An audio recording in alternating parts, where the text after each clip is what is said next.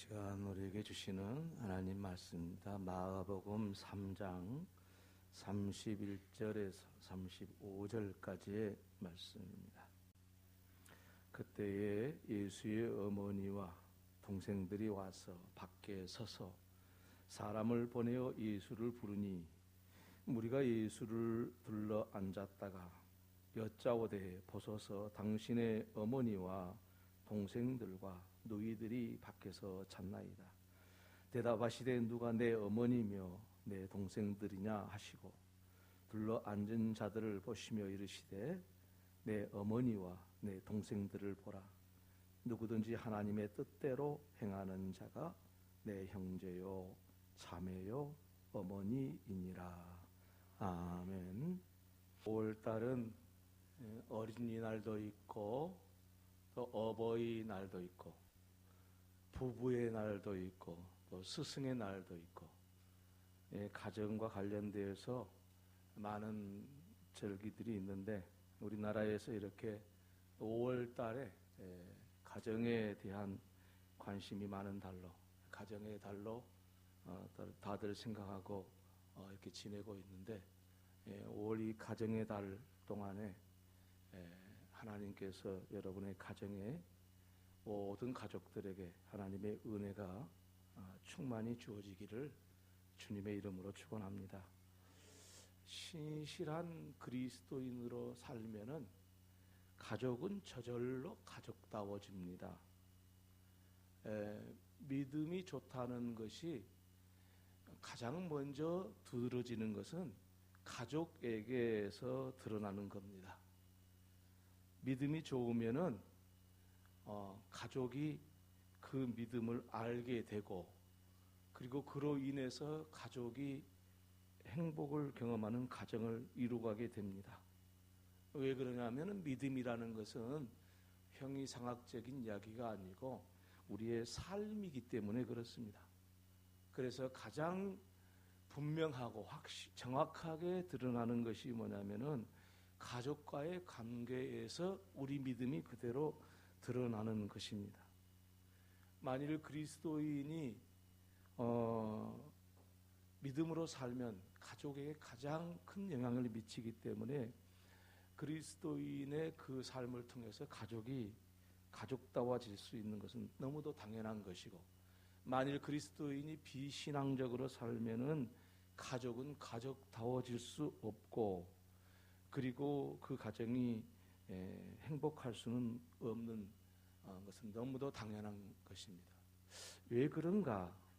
왜 믿음과 가정을 함께 결부시켜서 말씀을 드려야 하는가? 성경적으로 말씀을 드리자면은 가족은 하나님이 세운 가족입니다. 가족은 사람이 우리가 가족이 되자 그래갖고 가족이 된 게 아니고요. 하나님께서 가정을 최초로 세우셨고 그리고 그 가정이 믿음이 있도록 하신 겁니다. 그래서 가정다운 가족의 구성원들이 될 수 있도록 하나님은 오늘도 모든 가정에 역사하고 계십니다. 오늘 본문의 말씀은 예수님의 가족에 대한 이야기에서 비롯됩니다. 마가복음 6장에 따르면은 예수님의 그 젖동생들이 있었습니다. 그러니까 예수님의 어머니 마리아는 예수님을 성령으로 잉태했지만 예수님 이후에는 마리아의 남편 요셉을 통해서 자녀들을 낳았는데 그 남동생들의 이름이 성경에 나와 있어요. 야고보, 요셉, 유다, 시몬 그리고 그 누이들이라고 말씀을 하고 있습니다. 그러니까 우리 예수님의 가정을 생각해 보면은 동생들이 남동생들이 4명이 있었다는 건 분명하고 누이들이 몇 명 있는지는 모르지만 누이들이라고 그랬으니까 몇 명 더 있었으리라고 생각이 되는데 예수님의 가정을 좀 우리가 상상해 볼 수 있지 않겠습니까? 근데 불행하게도 우리 예수님은 어린 시절 때 요셉이 아버지 요셉이 빨리 이렇게 세상을 뜬 것으로 되어 있습니다. 그래서 예수님께서는 그 동생들과 함께 어머니 마리아를 모시고 30세가 될 때까지 가족들과 함께 살았습니다. 성경에 의하면은 목수의 아들 예수가 아니냐라고 말한 것을 생각하면은 예수님께서는 아버지 요셉이 목수였고 역시 예수님도 목수 역할을 하면서 그렇게 가족들을 부양하였던 시간들이 있었으리라고 생각이 됩니다. 그래서 30세까지는 가족들과 함께 지냈고 나머지 3년 공생애 동안에 하나님의 말씀을 전했습니다. 그리고 33세에 십자가에서 죽게 되시는 예수님의 일생이 우리는 성경에서 그려지는 것을 볼 수가 있습니다. 이 공생의 3년 기간 동안에 예수님께서는 예수님의 집을 나가서 복음을 전했습니다. 아마 1년에 한 번도 돌아오지 못했는가 그런 생각이 드는데 3년 동안은 꼬박 오직 복음만을 위해서 세상에 집을 나가서 사람들에게 복음을 전한 것을 알 수가 있습니다. 그래서 예수님께서는 가족들과 3년 동안 함께 지내지 못하게 되었고 예수님의 어머니와 그 동생들이 예수님을 찾아온 이야기가 오늘 본문의 이야기입니다. 예수님의 가족들이 왜 예수님을 찾아왔을까? 그 이유는 이 성경을 전체적으로 읽어볼 때에 아마 예수님께서 복음을 전하는데 비난이 많이 쏟아졌다라는 것을 알 수가 있습니다. 하나님의 나라의 복음을 전하는데 예수님께 비난이 쏟아진 이유는 당시의 바리새인들이 그 중심이 돼가지고 유대 지도자들이 자신들의 기득권을 빼앗아 간 것으로 보였기 때문에 예수님의 그 하신 모든 행위에 대해서 맹렬히 비난을 했습니다.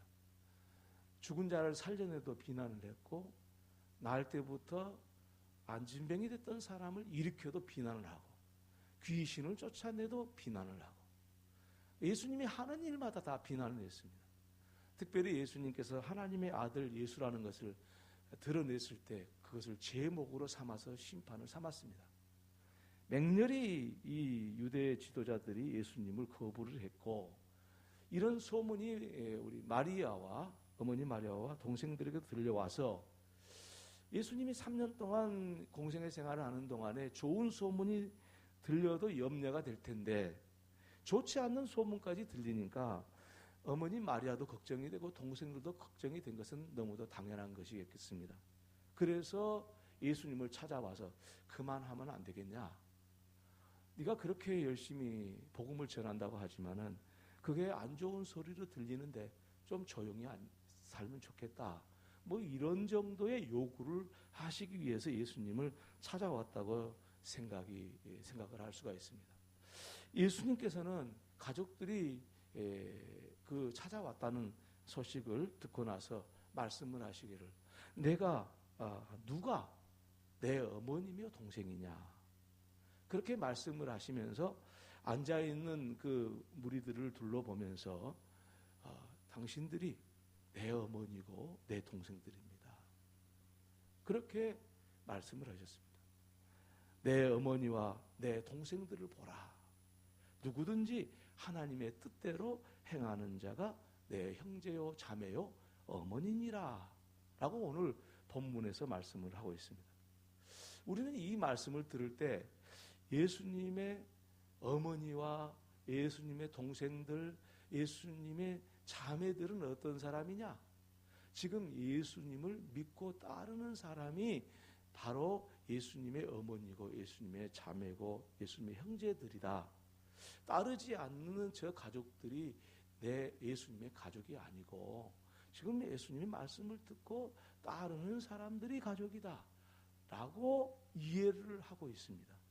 그런데 그것은 큰 오해의 말씀이라는 것을 우리는 알아야 됩니다.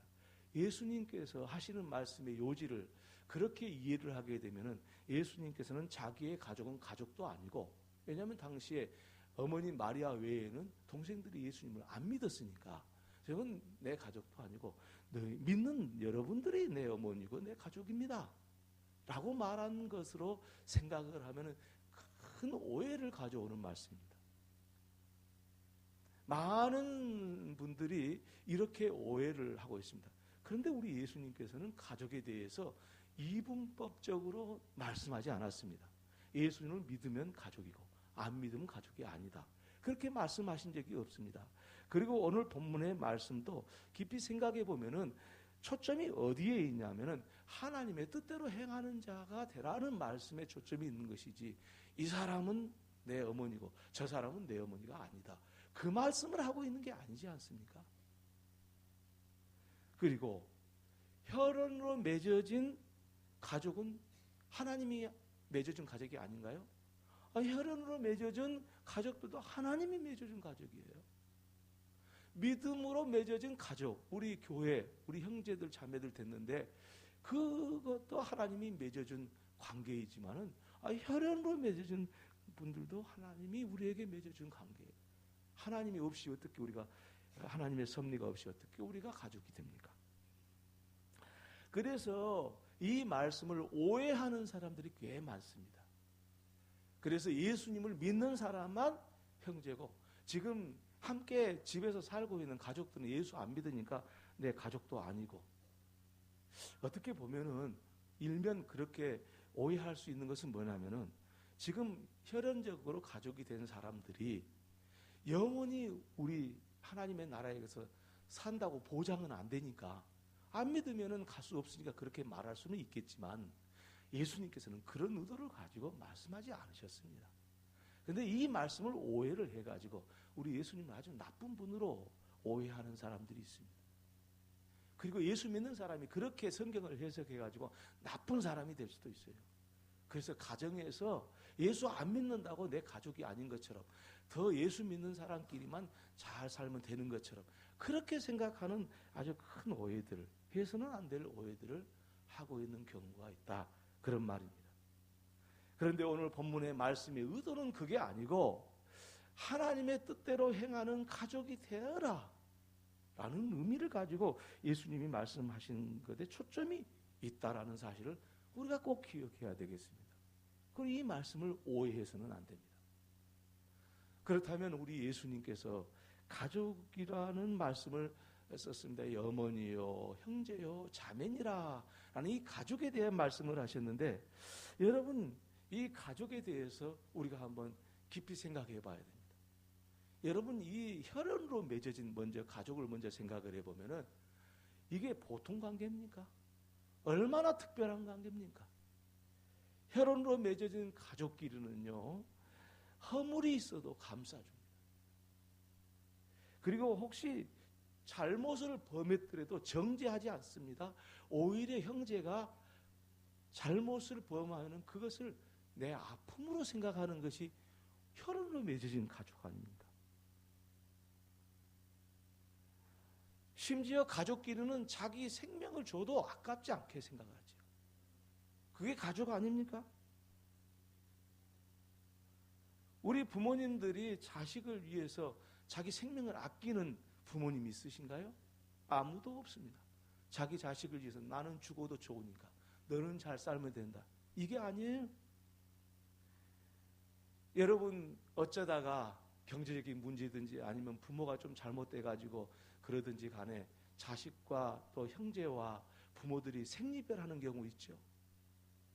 수십 년이 지나서 이제 가족이라는 사실을 확인하게 되면 어떻습니까? 가족이라는 사실을 확인하는 순간 수십 년이 지났는데도 부둥켜 안고 형제를 찾았다고, 자식을 찾았다고, 부모를 찾았다고 그렇게 가족임을 확인하지 않습니까? 그러니까 그 가족들이 혈연으로 맺어진 가족이 얼마나 특별한 관계가 되겠습니까? 세월을 뛰어넘는 것이 가족입니다. 아무리 세월이 지났어도 피가 섞인 가족이면은 그건 영원한 것처럼 우리가 받아들이고 그렇게 살고 있습니다. 물론 그렇게 살지 못한 사람들도 적지 않게 많이 있습니다. 그러나 근본적으로는 다 그런 관계예요. 그래서 흔히 우리가 그런 말을 하잖아요. 피는 물보다 진하다. 가족에 대한 이야기 아니겠습니까? 그런데 여러분, 혈연으로 맺어진 그 가족도 그렇게 특별한 관계인데 이 세상에서도 가족이요, 영원한 나라까지도 가족이 된 이 믿음의 가족은 어떻습니까? 이 세상에서도 혈연의 관계만 가져도 그런 가족 관계가 되는데, 죽었다 다시 살아나서 예수의 피로 하나가 되어서 가족이 된 형제들이 정말 가족답습니까? 만약에 믿음의 형제들이, 믿음의 가족들이 가족이 되어가지고 그 혈연의 가족보다 못한다고 한다면, 저 믿음의 가족이 되고 형제가 된 저분들하고 영원한 천국에 가서 살겠다고 믿고 있다고 믿을 수 있겠냐? 이 세상에서도 믿음의 형제들이 하나의 가족이 되어서 살고, 저 영원한 하나님의 나라에까지 가서도 가족인데,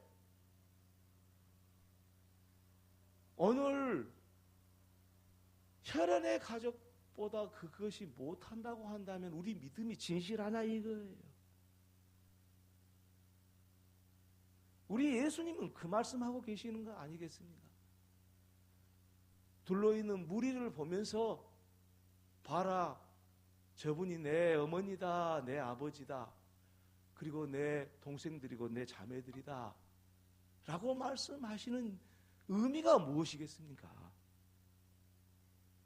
오늘날 이 말씀을 다시 한번 들여다보면서 오늘날 교회 안을 들여다보십시오. 혈연의 가족보다 더 깊은 믿음의 가족으로 살고 있는지, 우리가 이 말씀을 통해서 우리 자신을 한번 비추어 봐야 되리라고 믿습니다. 여러분, 혈연의 가족이라도요, 불화할 수 있습니다. 그래가지고 자식이 돼가지고 전화도 않고, 형제간에 왕래도 않고, 뭐 어떤 이유가 됐든지 간에 서로 안 좋게 지낼 수 있어요. 그런데요, 결정적일 때는요, 그래도 가족입니다. 혈연의 가족도 그럽니다. 그런데 그리스도 안에서 믿음의 가족이 됐다고 하는데도 그 혈연보다 못하는, 곧 이 세상에서 끝나버릴 수 있는 그 가족 관계보다도 못하다면은 과연 우리는 하나님의 나라의 가족으로 살 것이라고 오늘 우리 형제와 자매들을 대하고 있는 것이 되는 건지 묻고 싶은 겁니다. 여러분, 혈연의 관계 속에서도 그런 특별한 관계에 있는데 믿음의 관계성 속에서 우리가 가족이 되었는데 그렇지 못하다면 우리의 삶은, 우리의 믿음은 과연 믿음이라고 볼 수 있겠냐 이겁니다. 여러분, 혈연 관계를 대단히 중요하게 생각하고 그렇게 살고 있습니다만, 사실 아담과 하와가 최초의 가족 아닙니까? 그리고 가인도 태어나고 아벨도 태어나고 가인 죽자 셋이 다시 태어났는데, 그 처음 세운 가족을 한번 보십시다. 그 아담과 하와가 처음 가족이 됐을 때 아담과 하와가 어떻게 됐습니까? 혈연의 관계로 됐습니다. 아담이 깊이 잠들고 있을 때 하나님께서는 아담의 갈비뼈를 취해서 하와를 만들었습니다. 혈연의 관계로 맺어졌습니다. 그런데 혈연의 관계뿐만 아니라 하나님께서는 가족을 만드실 때 본래적으로 서로 소통하고 하나 되고, 그리고 하나님 안에서 하나님 안에서 가족이었습니다. 믿음 안에서 가족이었습니다. 그게 본래 우리 인간의 가족입니다. 그 첫 번째 가정입니다. 그래서 아담이 하와를 처음 봤을 때 어떻게 고백을 합니까? 이는 내 뼈 중에 뼈요 살 중에 살이로다. 아주 정말 하나 되고 가족이라는 진실한 고백이 들어 있습니다. 그런데 아담과 하와만 그렇습니까? 우리가 결혼할 때 이만치 못한 고백이 어디 있습니까? 그래갖고 결혼할 수 있습니까? 정말 나는 너의 전부요 라고 고백했을 때 그때야 결혼해 주지 않습니까? 서로. 우리도 그렇게 해서 가족을 시작했는데, 아담과 하와의 가정을 보면은요, 아담과 하와가 하나님이 먹지 말라고 하는 선악과를 먹고 나서 곧 하나님의 말씀에 불순종하고 믿음을 버렸을 때, 그때 그 대화가 성경에 나옵니다. 하나님께서 아담과 하와를 찾아와서 묻습니다. 아담은 하나님의 물음에 답변을 하는데 자기 아내가 옆에 있는데 옆에 두고 이야기를 하는 겁니다. 뭐라고 이야기를 하냐면, 너 왜 선악과 먹었냐? 그러니까 하나님이 주셔서 나와 함께 있게 하신 여자, 그가 나무 열매를 내게 주므로 내가 먹었나이다. 지금 무슨 이야기입니까? 지금 자기의 죄를 자기 아내 하와에게 뒤집어 씌우는 거예요. 이게 가족입니까? 다시 말하면 믿음을 버리고 나니까 가족이 아닌 거예요. 우리 인류는 최초로 그렇게 돼버리고 만 거예요. 그래서 그들은 에덴 동산을 추방당했고 더 이상 에덴에서 가족답게 살지를 못하고 쫓겨난 거 아니겠습니까? 여러분, 혈연의 가족이 대단한 것 같아도 믿음의 가족이 얼마나 혈연의 가족보다 위대한 능력을 가지고 있고 어떤 관계인지를 우리는 아담과 하와 이야기에서도 알 수가 있습니다. 여러분, 혈연을 맺어진 가족, 정말 특별한 관계인 것을 함께 말씀을 드렸습니다. 그런데 저도 여러분한테 말씀을 드립니다. 여러분, 여기 앉아 계신 분들 중에 혈연 관계가 없는 사람이 있습니까? 아유, 나는 박씨고 이씨고 김씨인데 무슨 나하고 저 사람이 피가 섞겠냐, 그렇게 생각하지만은, 아니, 아담으로부터 다 나온 사람들이죠. 저는 김수로 왕이라는 가야국 왕의 73세 손입니다. 진짜 맞는지 어쩐지는 잘 모르겠어요. 족보에 그렇게 가르쳐 주니까 저는 그렇게 태어났는데, 아니 뭐 김수로 왕이 무슨 이 세상에 처음 인물입니까? 거슬러 올라가면 아담과 하와 전부 다 똑같은 피를 이어받은 사람들이에요. 아, 여기 계신 분 피 안 섞은 사람 있습니까? 다 피로 혈연 관계로 지금 우리 이 세상에 살고 있는 것이지.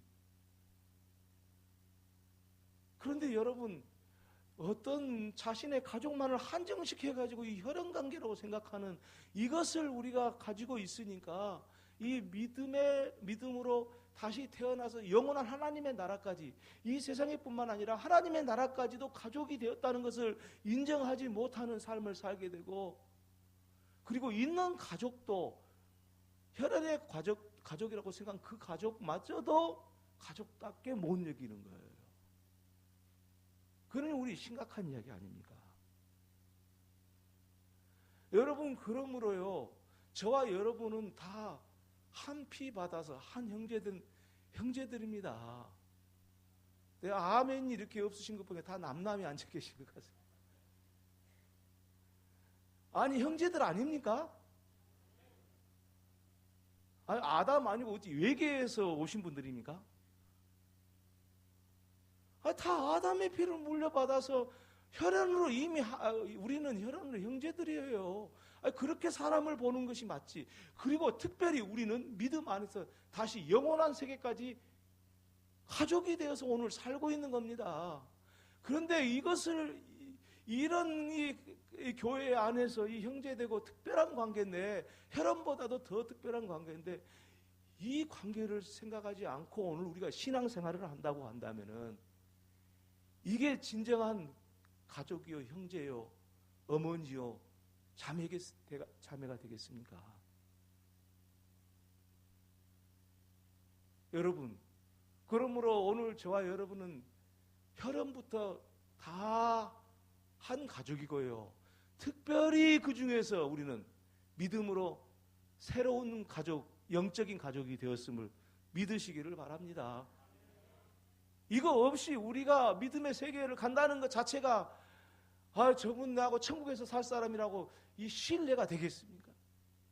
오늘 저분을 옆에 분들을 바라볼 때 내 형제요, 내 자매요, 영원히 지금도 함께 형제되어 살지만은 영원한 주님의 나라까지도 내 형제요, 자매라고 생각하면은, 그 믿음이 있게 되면은 우리는 얼마나 복된 사람이라는 것을 알 수 있지 않겠습니까?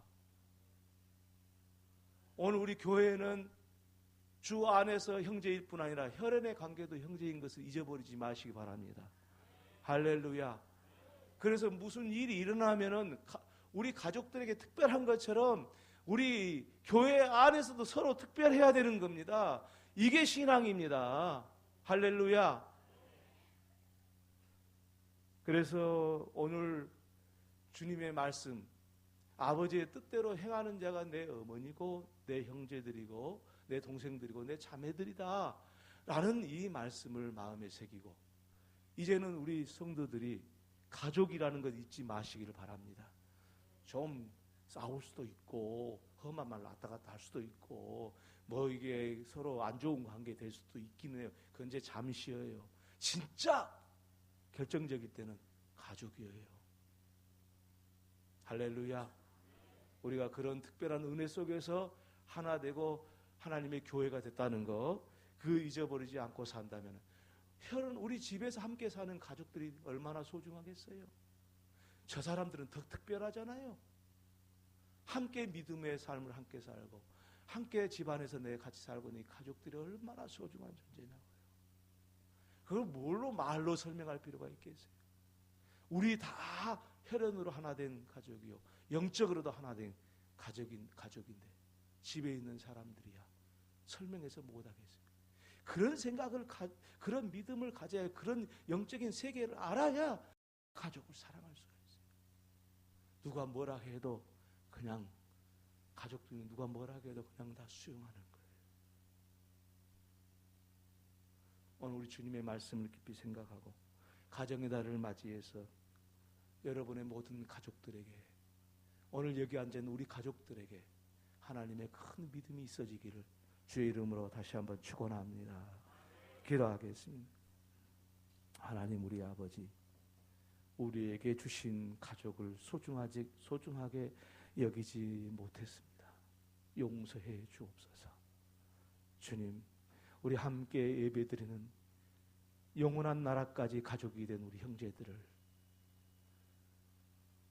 더 깊이 사랑하지 못했습니다. 용서해 주옵소서. 이 재단 모든 주님의 사람들이 혈연도 하나고 믿음도 하나인 것을 알게 하시고 이 영원한 영적 세계가 열려서 가족의 기쁨을 누리는 우리 교회 되게 하여 주옵소서. 예수님의 이름으로 기도 올리옵나이다. 아멘.